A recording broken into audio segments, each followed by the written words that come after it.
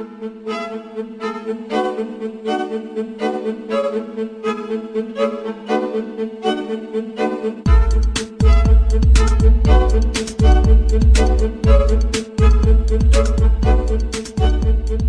me tell you about Codex Alimentarius.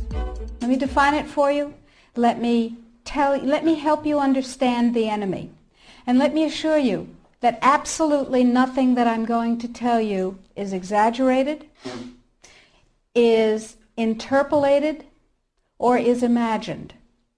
Everything I'm going to tell you is documented.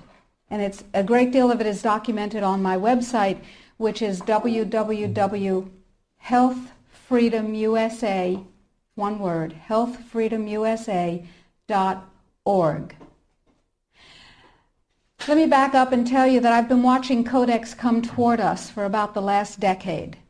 And I've been watching the votes in Congress, which, God help us, is our bastion of support and protection against Codex, and I'll explain why that is.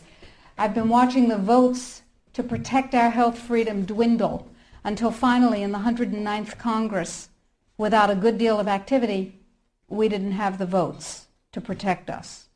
I've been watching Codex accelerate, and I've been watching it expand, and I've been getting more and more troubled.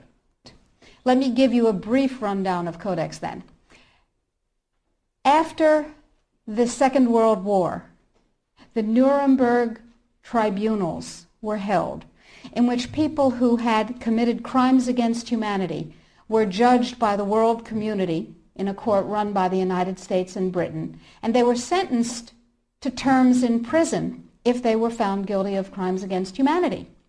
One of the people found guilty of crimes against humanity was the president of a huge industrial megalith called IG Farben. IG Farben produced the gas used in the gas chambers, Zyklon B. They produced the steel for the death camps and the railroad lines. They produced the munitions. They produced chemicals. They produced all kinds of stuff. They produced pharmaceuticals. Big, big, big, big pharmaceutical company. So the president of IG Farben was convicted of crimes against humanity.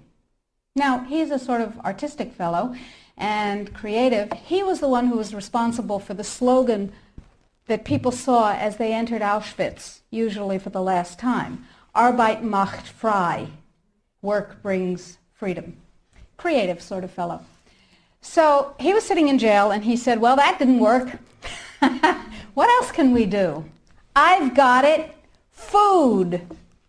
He who controls food controls the world. So when he got out of jail, he went to his UN buddies and he said, have I got an idea for you? If we take over food worldwide, we have power worldwide. And his UN buddies said, cool idea.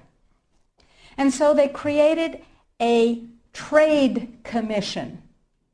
That's a very important pair of words, a trade commission called the Codex Alimentarius Commission. It is not a public health commission.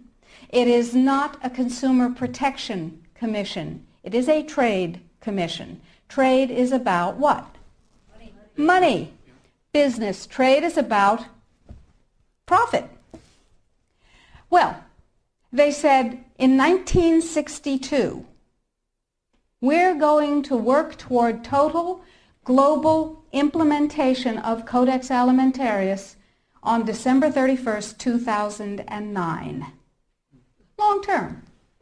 And they set up a bunch of committees on fish and fishery, fats and oil, fruits and vegetables, ground nuts, nutrition and foods for special dietary uses, and so on. There are currently about 27 Codex Committee. There are regional organizations. There are task forces and so on. So it's a huge bureaucratic monstrosity. It's immense.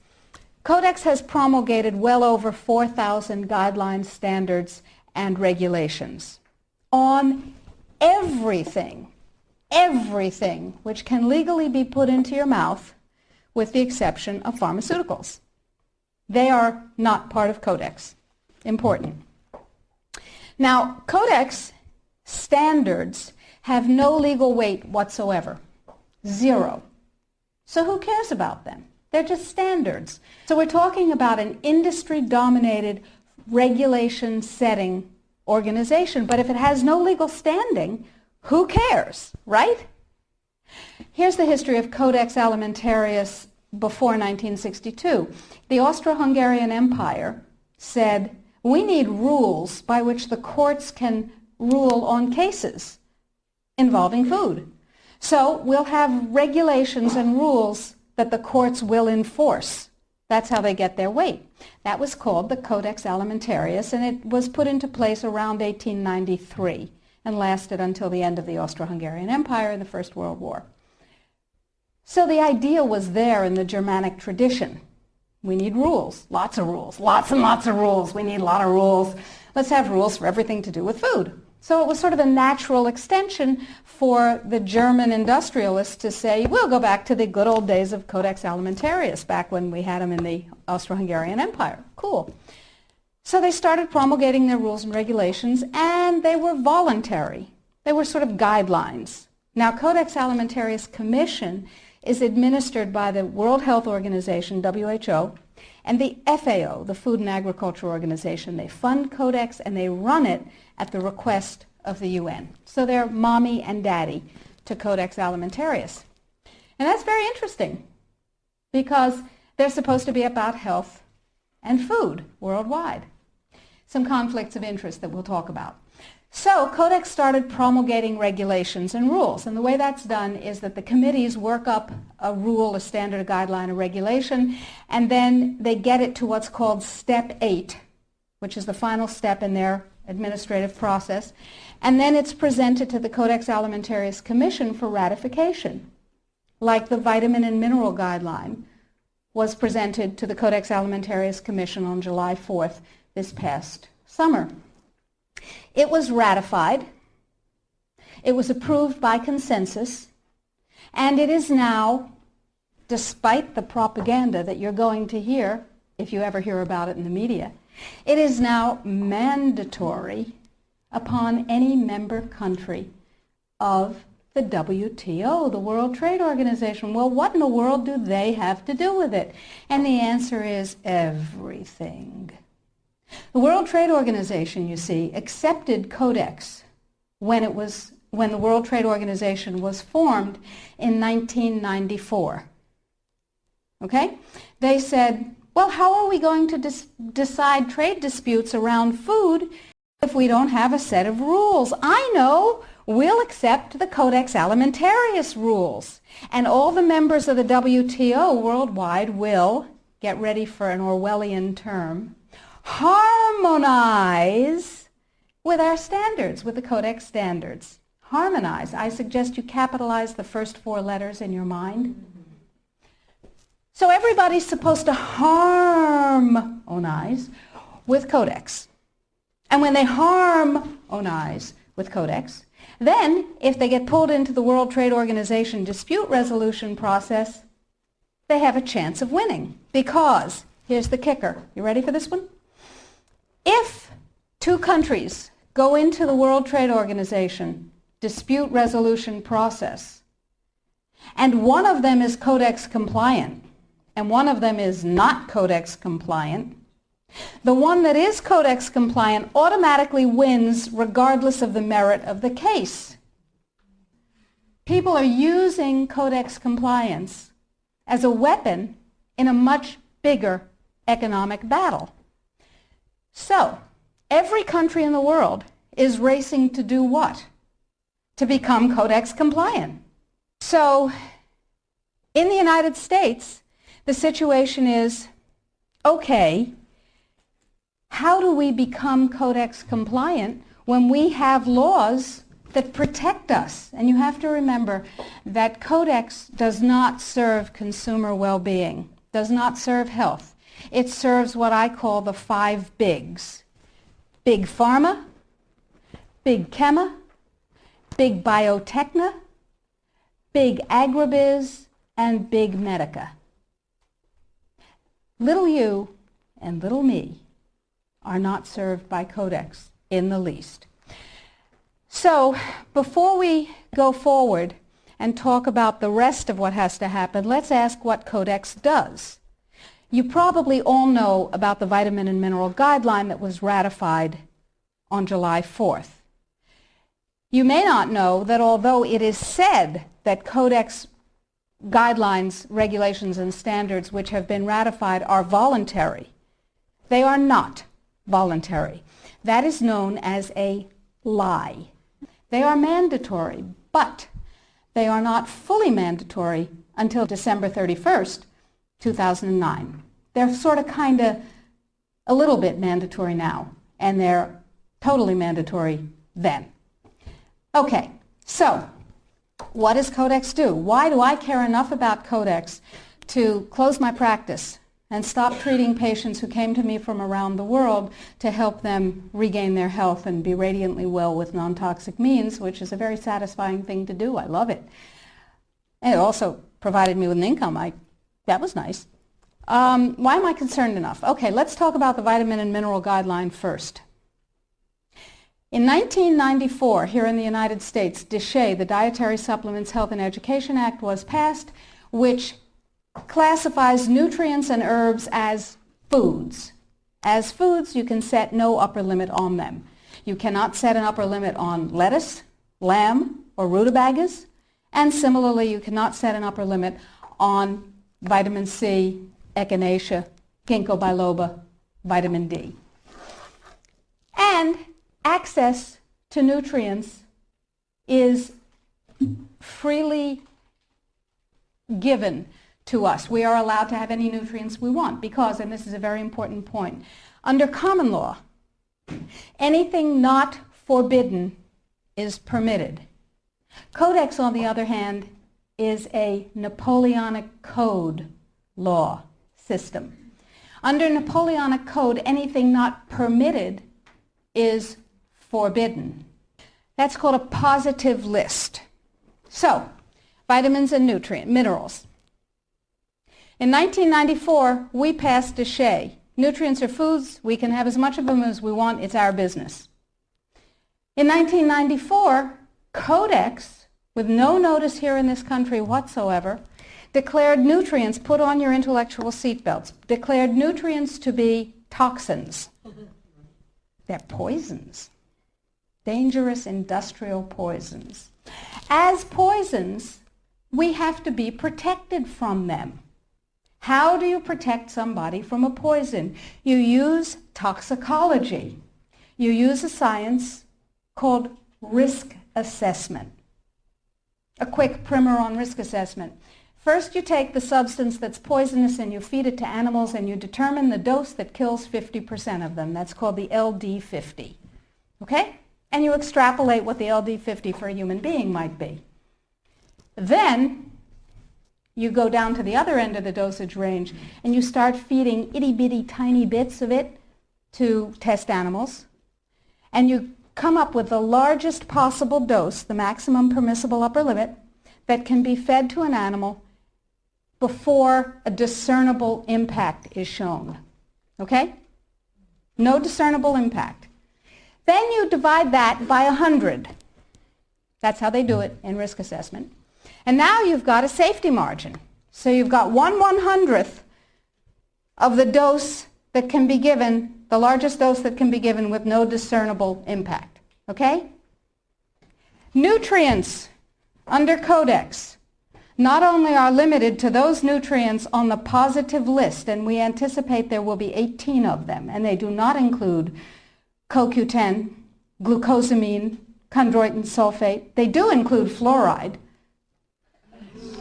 which, to my knowledge as a physician, has absolutely no biological benefit whatsoever. But it does make people complacent. Fluoride was first used in the Gulag because it was discovered that prisoners who were fed fluoridated water were complacent and you could do anything you wanted to them. They were easy to manage. So you have 18 nutrients. You have itty-bitty, teeny-weeny, little-bitty doses that are determined scientifically to have no effect on any human being. Now, in this country, we have a problem. We have déchets. We got to get rid of déchets in order to harmonize with Codex. That part of Codex, anyway. So how do we get rid of déchets? We attack it legislatively, of course. And there are 5, count them, 5 bills currently before Congress designed to overturn, gut, invalidate, and otherwise get rid of déchet. Because once déchet is gone, we can harmonize with the vitamin and mineral guideline. So what we're talking about is waking up one morning and being very surprised to find that high-potency, therapeutically effective, clinically significant nutrients are now illegal in the way that heroin is illegal. Not available with a prescription, illegal. If these nutrients have any impact on the human body, they are illegal. That's just the vitamin and mineral guideline. Let's talk about milk. We have recombinant bovine growth hormone, and now we can choose milk with it or milk without it, butter with it, butter without it, right? Not under Codex, because under Codex, every dairy cow on the planet must be treated with Monsanto's recombinant bovine growth hormone. Furthermore, under Codex, every animal used for food on the planet, whether it has fins, feet, or feathers, every animal on the planet must be treated with subclinical antibiotics. Must be treated with subclinical antibiotics and must be treated with exogenous growth hormones. Codex requires, mandates that all food be irradiated unless it's eaten locally and raw. All food, including organic food, of course. So is it organic afterwards? Well, of course, the organic standards are incredibly low. The organic standards allow a farmer to use veterinary drugs, including growth hormones, antibiotics, etc., on animals, and then at his whim reclassify them as organic. But farmers are our friends, and they would never do that, right? Right. Codex sets limits for the dangerous industrial chemicals that you can have in your food. And the limits are incredibly high. Go to Codex Alimentarius, do a Google search, and look, there are drop-down menus at the top of the official Codex page. Look at the toxins and the veterinary chemicals and the levels that are set. They are terrifying to me. Terrifying. The names of the chemicals that are permitted and the amounts of the chemicals that are permitted are terrifying to me. Why am I terrified? Well, perhaps I'm just a cowardly person. It's possible. Think about this. In 2001, 176 countries, including the United States, got together and they said there are 12 really bad organic chemicals. They're called POPs, persistent organic pollutants. There are a lot of them, but there are 12 that are so bad that nobody could disagree that those 12 POPs had to be banned worldwide. 9 of the 12 worst organic chemicals known are pesticides, not surprisingly, because they kill things. And, of course, we have many processes and enzyme systems that are very much like insects and other pests, so they're not too good for us. But Codex has different ideas. Codex has brought back 7 of the 9 forbidden POPs that 176 countries banned worldwide. Dieldrin, aldrin, hexachlorobenzene. And the food that is imported from other countries that contains these substances cannot be stopped at our borders because otherwise it would be, God forbid, a trade violation. That's how Codex works. Codex, according to the World Trade Organization and the Food and Agriculture Organization joint projections. Now, I didn't make this up. Please, if you unfastened your intellectual seatbelts, put them back on again. If you do the numbers in the WHO-FAO projections, the epidemiological projections, they estimate, not I, because what do I know? They estimate, they're the experts, that just the vitamin and mineral guideline alone, when it goes into global implementation on December 31st, 2009, will result in a minimum of 3 billion, that's B, bad, big, billion deaths. 1 billion through simple starvation. Those folks who die are not particularly economically successful from the point of view of the corporations. When you're starving to death, how much good can you do when the issue is how much can you buy? Not a lot. Forget them. But the next 2 billion, they will die from the preventable diseases of undernutrition. Cancer, the single most profitable condition ever known to humankind. Cardiovascular disease, a good second. Diabetes, pretty good producer. And a whole host of other preventable diseases. Who will die? Who knows? Who will live? Probably those people who are wealthy enough and powerful enough to have their own pushers of clean food and nutrients. That's who will live. You and I? Probably not. Our children? Probably not. Our grandchildren? Probably not. So we're talking about food regulations that are in fact the legalization of mandated toxicity and undernutrition. It will be illegal if there's a famine in, wherever there's a famine, to ship high nutrient density biscuits to that country, and it will be illegal to distribute them. That's what we're talking about. Codex is big and it's bad, but it's not invulnerable. So the point is that we have to protect ourselves, and I believe that we have to regain global leadership, which we have lost, surrendered, squandered, sold. No global. No, we have. We have sold. Just joining the World Trade Organization surrendered our sovereignty. However, parenthetically, I have a team of constitutional lawyers looking at the following question. Are we members of the WTO? Because if you remember from high school civics, the way you get a treaty to be a real treaty is to have it ratified by a 2/3 majority of the Senate. And the way we got into the WTO was they passed a law allowing Bill Clinton to fast-track us into the WTO. That's not a treaty. We are not in the WTO. All right.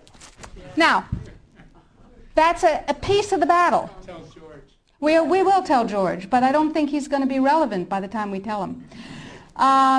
So that's a piece of it, but that's not going to save our lives right now, because do you know, picture in your mind a wasp or a bee trap where the insect voluntarily goes down the funnel and then can't get up out of the trap again?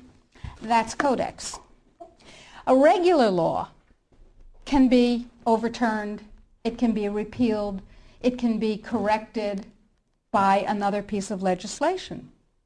But once we become Codex compliant in any area, as long as we're members of the WTO, it can never be repealed because we have lost the sovereignty to become un-Codex compliant as long as we're in the WTO. So it's like going down that funnel and not being able to get up out of it. So it's very important that we make sure that we do not become Codex compliant.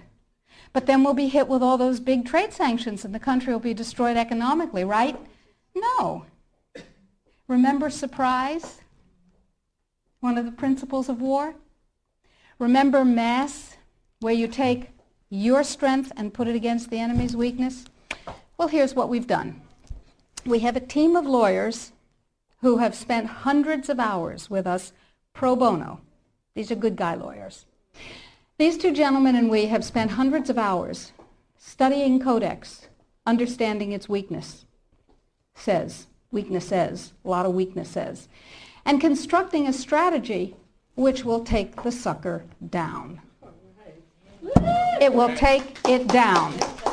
But I need you. You are people that other people come to for information about safe, healthy food and nutrients. You are ready-made dissemination points. You are the 1,000 million, 100 million points of light. Here's what is happening. Every country in the world has to be Codex compliant in order not to get hit by WTO trade sanctions, as I told you, if they're members of Codex in the WTO. And there are a few countries that are not, but I guarantee you they're not of any major significance. So, the question is, what does Codex compliance mean? Well, most people, most countries, most legislators believe that it means they have to adopt as their national standard on that particular subject what Codex ratified. But that's not the case any more than we're in the WTO. That's not the case either. What it means is that the format, the issues, and the subjects covered by a Codex guideline, standard, or regulation have to be addressed in the country's guideline, standard, or regulation on the same topic. So, what we have done is create the first of many alternative Codex guidelines. You can go to our website, www.healthfreedomusa.org, and you will see a little button on the upper right-hand side that says, Sign the Citizen's Petition. Now, to briefly digress, a citizen's petition is not like a grocery store petition that you sign and you bring to somebody and you say, I have 200,000 signatures, and they dump it in the wastebasket, because in their mind, it's one signature, you and your friends wrote 200,000 names. No, it is a legal challenge to the policy of the United States government on Codex. It's called a citizen's petition. It's a legal challenge. We're suing the United States government, saying what you're doing is illegal, folks. Let us tell you how. We want hearings of fact. We want redress. We want correction. If we get what we want, that's dandy. If we don't get what we want, we have gone through a process called exhausting administrative remedies. We have made the case ripe for court. Okay, so I need you and everybody you know to sign the citizen's petition saying this is a bad policy, en masse. And you do this on the web, and you'll see the instructions, and we present the thousands and thousands and thousands of actual physical pages that we print out with people's signatures to the U.S. Codex Office and to the FDA, and they don't like that at all. But that's okay. However, this time, this is the Second Amendment of the Citizens Petition that we're asking you to sign. This time, the revised vitamin and mineral guideline is part of it. It's part of the lawsuit saying this needs to be U.S. policy. The more voices that say, this is what I want, and you work for me, Mr. and Mrs. Bureaucrat and Mr. and Mrs. Congressman, Mr. and Mrs. Senator, the more voices, the more weight. So step number one is read and sign the citizen's petition. Step number 2 is disseminate the information, the web link. Tell everybody you know. Put it out in your office. Get your patients, your friends, your neighbors, your suppliers to sign the citizens' petition. And your suppliers, the companies that you use, are going to tell you that you're out of your minds. They will tell you that Codex is not a problem. And they will tell you, anybody here have a dog? Okay. Dog owners know that you ask a dog to heel, sit, down, stay. That's Codex in this country and worldwide. Because the more people who are in Codex coma, the less trouble they have getting this through. So the NNFA, anybody here ever heard of the NNFA? Everybody's heard of the NNFA.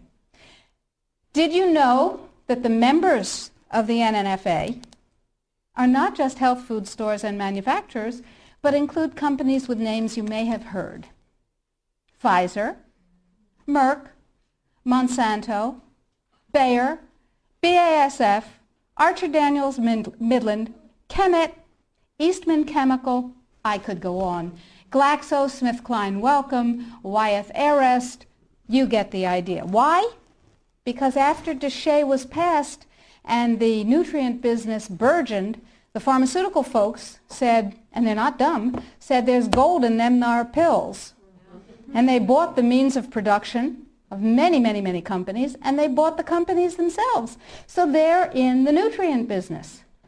What better way to kill the nutrient business, which is not nearly as profitable as the toxic chemical drug business, than to take it over? Works every time, right? CRN. Anybody here know about CRN? Council for Responsible Nutrition. Same members. They have lots of multi-level marketing companies. Same members. Okay? And they're serving their members' needs. They're saying, CRN is saying, yay, Codex is coming. It's going to protect us from those dangerous vitamins and minerals and herbs. And CRN is saying, it's fine. Go to sleep, lullaby, and good night. Everything's fine. And they use a report that they commissioned at a reputed cost of $800,000. A report, Sidley, Austin, Brown, and Root, a law firm in Washington, wrote a report for them. And it said, lullaby, and good night, everything's fine. It won't have an impact on the United States. Everything's fine. Sidley, Austin, Brown, and Root has one major client whose name you might know, Merck. Now, it's entirely possible that NNFA just did a spectacularly bad job of due diligence, or not. Anyway, the report says everything's fine, everything's dandy, no problem, we've got DSHEA. Yeah, sure we do. Now let's talk about Australia. Remember, 5 laws before Congress to overturn DSHEA. And you can write to Congress on the website. The click of a mouse. I call it riding the freedom mouse. It's called security. Now, Congress uses a multiplier of 13,000 to 1.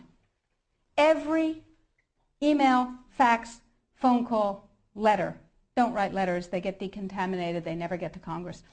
Every email, fax, and phone call counts as 13,000 constituent opinions. They figure that if you write a letter or send an email, there are 12,999 lazy lunks who can't bother to get to the computer terminal to do the same thing, but they feel the way you do. Interesting. That's power, my friends. That's power. That's 13,000 to 1. So suppose we have 1 million people. Suppose we have 10 million people. Suppose we have 100 million people saying, don't you dare. Now, Congress has one rule above all others. Anybody know what it is? Get reelected. That's the primary rule, the prime directive, as Isaac Asimov would have called it. The prime directive is to get reelected. Now, DSHEA was passed, you may remember, by unanimous congressional consent. Was that because one morning all members of Congress woke up and said, I see the light. nutrients are better than drugs. No, they said, oh, if I don't go along with this, I'll never be reelected to anything. You remember critical mass. Remember, we were out on the streets and we were up on our hind legs and we were making noise and we were rallying and we were writing letters and we said, don't you dare take away my health freedom. Remember? And we won. Except we got fat, dumb, and lazy and stopped protecting ourselves. So now we're in the same place again. Except it's all food instead of just nutrients. So that's point number one. Use the freedom mouse. Ride the freedom mouse. We made it as easy as possible on the site. Sign up for the emails. I will never sell your information to anyone, I promise. I will never rent it. I will never share it. You'll only get email from me. And we need you to know what's going on. So I'll send you email blasts. I'll send you things that you can do. Or not. You know, it's your choice. Get everybody you know informed. Now, what else can you do? Well, we're going to write a series of Codex alternative guidelines. Everything bad in Codex will have an alternative guideline that turns it into a pro-health guideline. What have we done with the guideline, the vitamin and mineral guideline? You can see that because we have a markup copy that has their guideline crossed out and ours written in on the website. It's right there. What we've done is turn it into something, into a guideline that mandates biochemically, individually determined optimal health. And it's still Codex compliant. So we said, okay, now we need Congress to adopt this. And we need other countries in the world to adopt this. So Bert and I went to Washington, D.C., and we met with Dana Rohrabacher from Orange County, who said to us, he's a representative, he said, I believe in pesticides. I went, ugh. He said, I believe in GMOs. I went, ugh, ugh. He said, I believe in irradiation of food. I went, ugh, ugh, ugh. But, he said, I believe in your right to not be forced to eat foods that have been processed that way more than I believe in those technologies. I will take this on. We said, oh, that's really nice. And he said, now, we need a coalition. So we went across the aisle, or across the office building, to see Peter DeFazio's staff from Oregon, who is a liberal Democrat, whereas Rohrabacher is a Republican, a libertarian Republican. And DeFazio's on board. And we have large numbers of others who actually never heard of Codex before we told them about it. Never heard of Codex. We have called every health legislative aide in Congress, and we have said, what's your congressman's position on Codex? And they've said, bah. We have spoken to the trade legislative assistants. We've said, what's your congressman's position on Codex? And they've said, oh, what? They don't know. We had a congressional briefing set up on the 20th of September. I was going to address Congress, tell them about it. I thought that was cool. 10 days before, it became a briefing on something else. Another freedom click. You need to write to Congress on the site and tell them that they need a congressional briefing, by God, and tell them you want me to brief them. They don't know. They've never heard of it any more than the general public has heard of it. Gee, how'd that happen? Who knows? Every negative part of Codex can be overturned by a guideline, a regulation, or a standard that is positive. So we need your help, because the United States leadership in this guideline and all the positive guidelines to follow is what's going to literally save the population of the planet and save your jobs and your children and your families and mine. Thank you.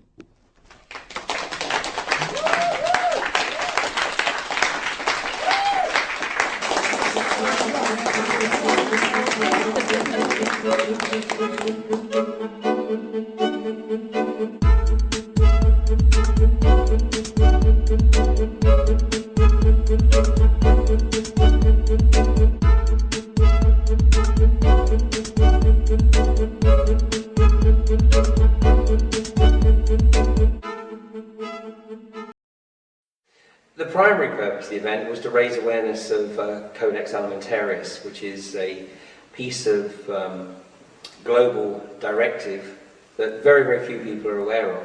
They're certainly not aware of the potential implications that it has. And although Codex Alimentarius Commission is not exactly established law, what it does is it establishes global guidelines which are then enforced by the World Trade Organization, the World Health Organization, and effectively become regulation and directive, and therefore the other trade associations and trade areas like the European Union, the Asia Pacific, the League of African Nations are all expected to apply. And the Codex Alimentarius Commission tried to implement the Codex Regulation and Directive in the US back in 1994.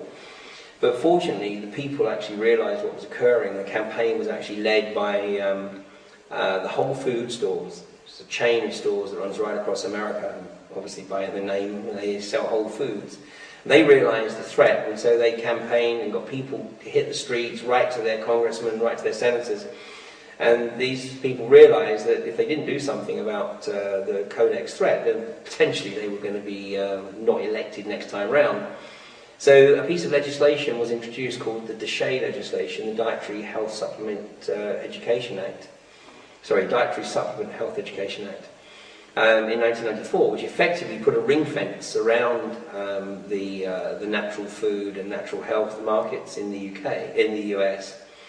And so the Codex Commission basically went down and just turned their attention to Europe. And what we're seeing now is really the fruits, for want of a better word, of the Codex Alimentarius Commission's campaign to apply this regulation and directive throughout Europe. And they've worked on the basis that none of the European nations talk to each other, so they're pretty much right there, and that they can get all this stuff in through the back door.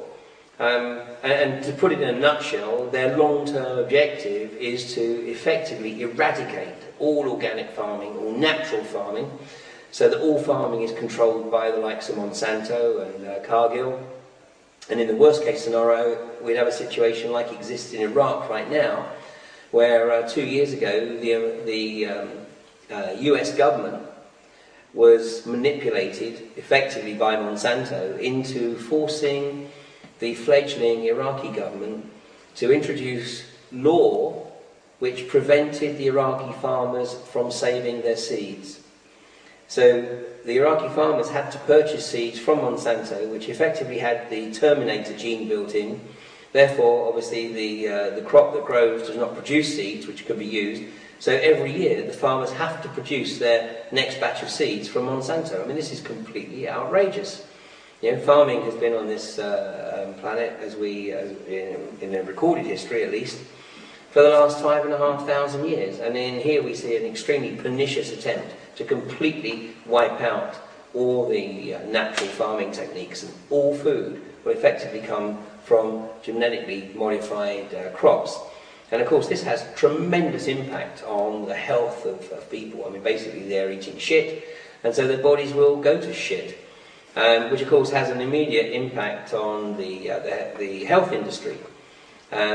So that's why Codex also targets the natural health industry, because instead of enabling people to eat the crap that comes out of the GM crops and supplement their diet with natural supplements, with natural vitamins, then along comes Big Pharma and says, no, you don't want any of that natural stuff. In fact, not only don't you want it, we're not going to let you have access to it. You need to take these pharmaceuticals. So what you end up with is a crazy situation where people are sick from a very, very early age in their life because of a poor diet. Of course, it's compounded by the forced vaccinations that are occurring in many states in the US now. It's not legal for a parent to withhold or stop their children having the series of vaccinations. So the children get sick.